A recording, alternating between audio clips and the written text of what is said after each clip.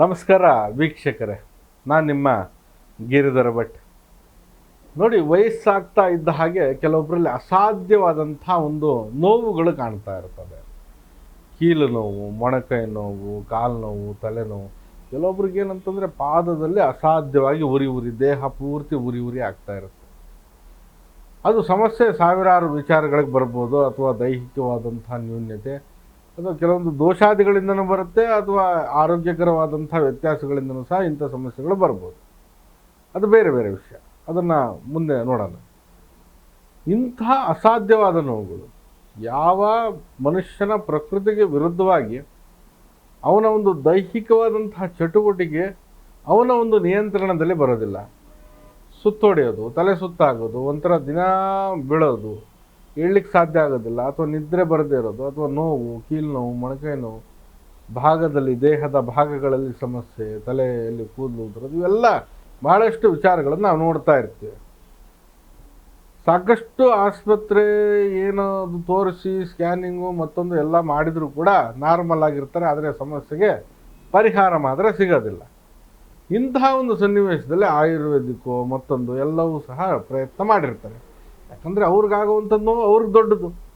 ಈ ಕೇಳೋರಿಗೇನೋ, ಮಕ್ಕಳಿಗೇನೋ, ಮೊಮ್ಮಕ್ಕಳಿಗೇನೋ, ಅಥವಾ ಬೇರೆಯವ್ರಿಗೇನೋ, ಇವನೇನೋ ನಾಟಕ ಮಾಡ್ತಾ ಇದ್ದಾನೆ, ಇವ್ನು ಸುಳ್ಳು ಹೇಳ್ತಾ ಇದ್ದಾನೆ, ಇವರೇನೋ ಮಾಡ್ತಾ ಇದ್ದಾನೆ, ಈ ಒಂದು ಆಲೋಚನೆಗೆ ಬರುತ್ತೆ. ಯಾಕಂದರೆ ದಿನ ತಲೆನೋವು ಅಂದರೆ ಯಾರು ಮುಂದೆ ನೆಕ್ಸ್ಟ್ ನಂಬೋದಿಲ್ಲ. ಈ ರೀತಿಯಾದಂಥ ಪರಿಸ್ಥಿತಿಯಲ್ಲಿ ಜೀವನ ಮಾಡ್ತಕ್ಕಂಥ ಒಂದು ವ್ಯವಸ್ಥೆಯಲ್ಲಿ ನಾವಿದ್ದೀವಿ.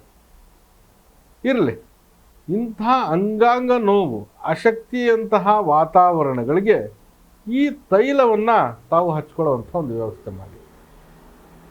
ತಾವು ತಲೆಯಿಂದ ಪಾದದ ತನಕ ದೇಹದಲ್ಲಿ, ಅಥವಾ ಯಾವ ಭಾಗದಲ್ಲಿ ನೋವು ಕಾಣಿಸ್ತಾ ಇದೆ, ಅಥವಾ ಯಾವ ಭಾಗ ಊನ ಆಗ್ತಾ ಇದೆ, ಅಥವಾ ಯಾವ ಭಾಗದಲ್ಲಿ ನಿಮಗೆ ಬಹಳಷ್ಟು ನಿತ್ರಾಣ ಸಮಸ್ಯೆ ಪೂರ್ವಕವಾಗಿ ಕಾಣಿಸ್ತಾ ಇದೆ ಅಲ್ಲಿ, ಅಥವಾ ಪೂರ್ತಿ ದೇಹ ಅಂದರೆ ತಲೆಯಿಂದ ಪಾದದ ತನಕ ಈ ತೈಲವನ್ನು ಹಚ್ಚಿಕೊಂಡು ಒಂದು 10ರಿಂದ 30 ನಿಮಿಷಗಳ ಕಾಲ ಸುಮ್ಮನೆ ಇದ್ದು ನಂತರ ನೀವು ಇದು ಸ್ನಾನವನ್ನು ಮಾಡುವಂಥ ಒಂದು ವ್ಯವಸ್ಥೆ ಮಾಡಿ. ನಿಮ್ಮ ಅಂಗಾಂಗದಲ್ಲಿರ್ತಕ್ಕಂತಹ ನೋವು ಶಮನ ಆಗುತ್ತೆ, ಹಾಗೆ ನಿಮಗಿರ್ತಕ್ಕಂಥ ಸಮಸ್ಯೆ ಬಾಧೆ ಕೂಡ ಪರಿಹಾರ ಆಗುತ್ತೆ. ಈ ನೋವು ರಹಿತವಾಗಿರ್ತಕ್ಕಂಥ ಒಂದು ಸುಸ್ಥಿರವಾದಂಥ ಜೀವನ ಶೈಲಿ ನಿಮಗೆ ಕಂಡು ಬರುತ್ತೆ. ಯಾವ ರೀತಿ ಮಾಡಬೇಕು ಎಂಬುದಾಗಿ ನಾವು ನೋಡೋಣ.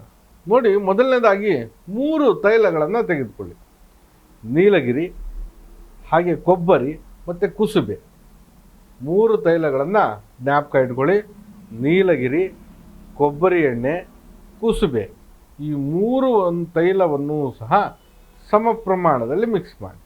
ಇದು ಏನೋ ಒಂದು ಬಾಟ್ಲ್ ಹಾಕಿದರೆ ಅದು ಒಂದು ಬಾಟ್ಲ್ ಹಾಕಿ, ಅಥವಾ ಇದಕ್ಕೇನೋ ಒಂದು 500 ml ಹಾಕಿದ್ರೆ ಅದು 500 ml ಹಾಕಿ. ಈ ರೀತಿಯಾಗಿ ಸಮ ಪ್ರಮಾಣದಲ್ಲಿ 3 ತೈಲವನ್ನು ಮಿಶ್ರಣ ಮಾಡಿ ನಿಮ್ಮ ಮನೆ ಮುಂದೆ ಅಕ್ಕಪಕ್ಕದಲ್ಲೂ ಎಲ್ಲ ಒಂದು ಕಡೆ ಬೆಳೆದಿರುತ್ತೆ, ಮುಟ್ಟಿದರೆ ಮುನಿ ಗಿಡ, ಇದನ್ನು ತೆಗೆದುಕೊಂಡು ಅದನ್ನೇನು ನೀವು ರುಬ್ಬೋದು ಬೇಡ, ಹಾಗೆ ಅದನ್ನು ಕಿತ್ತಿ ಅಥವಾ ಚಿಕ್ಕದಾಗಿ ಕಟ್ ಮಾಡಿ ಆ ಒಳಗಡೆ ಹಾಕಿ ಆ ತೈಲದಲ್ಲಿ.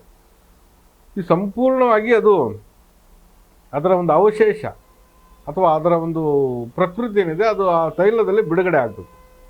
ಆ ಒಂದು ಸ್ಥಿತಿಯಲ್ಲಿ ಆ ಒಂದು ವ್ಯವಸ್ಥೆನ ತಾವು ಏನು ಈ 3 ತೈಲವನ್ನು ಮಿಶ್ರಣ ಮಾಡಿ ಒಂದು ದಹಿಸ್ತಾ ಇರ್ತಿರಲ್ಲ, ಆ ಸಂದರ್ಭದಲ್ಲಿ ಈ ಮುಟ್ಟಿದರೆ ಮುನಿಯನ್ನು ತಾವು ಹಾಕಿ ಅದರ ಸಂಪೂರ್ಣ ಏನಿದೆ ಶಕ್ತಿ ಅಥವಾ ರಸ ಎಲ್ಲವೂ ಸಹ ಅದರಲ್ಲಿ ಮಿಶ್ರಣ ಆಗಬೇಕು. ಆ ರೀತಿಯಲ್ಲಿ ಅದನ್ನು ತಾವು ಕುದಿಸ್ಕೊಳ್ಳಿ. ತದನಂತರವಾಗಿ ಒಂದು ಜರಡಿಯಲ್ಲಿ ಅದನ್ನು ಇದು ಮಾಡಿಕೊಂಡು ಸರಿ ಮಾಡಿಕೊಂಡು ಏನು ತೈಲ ಇದೆ, ಬರೀ ತೈಲವನ್ನು ಎಲ್ಲಿ ನೋವಿದೆ ಆ ನೋವಿನ ಜಾಗಕ್ಕೆ ಹಚ್ಕೊಳ್ತಾ ಹೋಗಿ. ಅಥವಾ ನಿಮಗೆ ತಲೆಯಿಂದ ಪಾದದ ಗಂಟ ಸಮಸ್ಯೆ ಇದ್ದರೆ ಎಲ್ಲಿಂದ ಹಚ್ಕೊಂಡು ಒಂದು 5ರಿಂದ 10ರಿಂದ 30 ನಿಮಿಷ ಬಿಟ್ಟು ತಾವು ಸ್ನಾನವನ್ನು ಮಾಡ್ಕೊಳ್ಳೋದ್ರಿಂದ ಅಂಗಾಂಗದಲ್ಲಿರ್ತಕ್ಕಂತಹ ನೋವು ನಿವಾರಣೆ ಆಗುತ್ತೆ. ಏನೋ ಒಂದು ರೀತಿಯಲ್ಲಿ ಕಾಲು ಕೈ ಎಳೆದಂಗೆ ಆಗೋದು, ಅಶಕ್ತಿ, ದೇಹ ಮುಂದೆ ಸ್ಪಂದಿಸೋದಿಲ್ಲ, ಅಂಥವ್ರಿಗೂ ಕೂಡ ಆ ಒಂದು ಅಶಕ್ತಿ ಅನ್ನೋದನ್ನ ತೆಗೆದುಹಾಕಲಿಕ್ಕೆ ಇದು ರಹದಾರಿ ಆಗುತ್ತೆ. ನಿಮ್ಮ ಆರೋಗ್ಯಕ್ಕೆ ಇದು ಪೂರ್ತಿ ಪ್ರಮಾಣದಲ್ಲಿ ಒಂದು ಬಹಳಷ್ಟು ಉತ್ತಮವಾದಂಥ 100ಕ್ಕೆ 100% ಫಲಿತಾಂಶ ಕೊಡ್ತಕ್ಕಂಥ ಒಂದು ವ್ಯವಸ್ಥೆ ಇದಾಗಿದೆ. ಯಾಕಂದರೆ ಭಾಳಷ್ಟು ಮಂದಿ ಕಾಲು ಮಾಡ್ತಾರೆ, ಒಮ್ಮೆ ಕಾಲಲ್ಲೆಲ್ಲ ಉರಿ, ಕೈ ನೋವು, ಎಳೆಯೋಂಗಾಗುತ್ತೆ, ಮತ್ತೊಂದಾಗುತ್ತೆ, ಈ ರೀತಿಯೆಲ್ಲ. ಅದಕ್ಕೆ ಬಹಳಷ್ಟು ತೋರಿಸು ಇರ್ತಾರೆ, ಆಸ್ಪತ್ರೆ ವೈದ್ಯರು ಎಲ್ಲರ ಕಡೆ ನೋಡಿ ಈ ಏನೋ ಮಾಡಿಬಿಟ್ಟಿದ್ದಾರೆ, ಏನೋ ಆಗಿದೆ ಅನ್ನೋವಂಥ ಒಂದು ಪರಿಜ್ಞಾನದಲ್ಲಿ ಇರ್ತಾರೆ. ಅದು ಏನೇ ಇರಲಿ, ಆದರೆ ಈ 3 ತೈಲವನ್ನು ಉಪಯೋಗಿಸ್ಕೊಂಡು, ಮುಟ್ಟಿದರ ಮುನಿಯನ್ನು ಸಹ ಉಪಯೋಗಿಸ್ಕೊಂಡು ಇದನ್ನು ತಯಾರಿ ಮಾಡಿ ತಾವು ಹಚ್ಕೊಳ್ಳೋದ್ರಿಂದ ಖಂಡಿತವಾಗಿ ಈ ಸಮಸ್ಯೆಯಿಂದ ತಾವು ಹೊರಗಡೆ ಬರ್ಬೋದು. ಇದು ನಿಮಗೆ ಖಂಡಿತವಾಗಿ ಈ ನೋವನ್ನು ನಿವಾರಣೆ ಮಾಡುತ್ತೆ ಎಂಬುದಾಗಿ ನಾನು ತಿಳಿಸ್ತಾ ಇದ್ದೀನಿ. ಖಂಡಿತ ಈ ಸಮಸ್ಯೆಗಳಿಂದ ಹೊರಬರಲಿಕ್ಕೆ ಇದನ್ನು ಮಾಡಿ. ಎಲ್ಲರಿಗೂ ಸಹ ಶುಭವಾಗಲಿ. ನಾನು ನಿಮ್ಮ ಗಿರಿಧರ್ ಭಟ್. ಹಾಗೆ ನಮ್ಮ ಕಚೇರಿ ಜ್ಞಾನಭಾರತಿ ಯೂನಿವರ್ಸಿಟಿ ಕಚೇರಿ ಬೆಂಗಳೂರಿನಲ್ಲಿದೆ. ಖಂಡಿತ ಭೇಟಿ ಆಗ್ಬೋದು. ಮೊದಲೇ ಫೋನ್ ಮಾಡಿ ಸಮಯವನ್ನು ನಿಗದಿಪಡಿಸ್ಕೊಳ್ಳಿ, ಅಥವಾ ದೂರದವರು ಬರಲಿಕ್ಕೆ ಸಾಧ್ಯ ಆಗದಿದ್ದರೆ ಕರೆ ಮಾಡಿ ಮುಕ್ತ ಸಮಾಲೋಚನೆ ಮಾಡ್ಬೋದು. ಎಲ್ಲರಿಗೂ ಸಹ ಶುಭವಾಗಲಿ. ನಮಸ್ಕಾರ.